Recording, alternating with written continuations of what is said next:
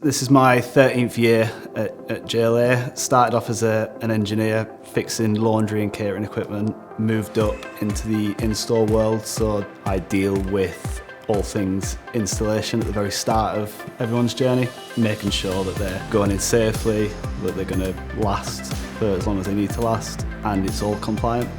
I started back in 2011 as an apprentice, moved up to like a senior engineer TSE role, moved over to installs 5 years ago, and now I'm the head of field installation, so I manage around 50 installers, subcontractors, managers and project managers.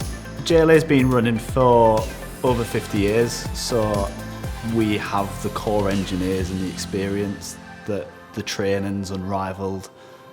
We are the industry experts.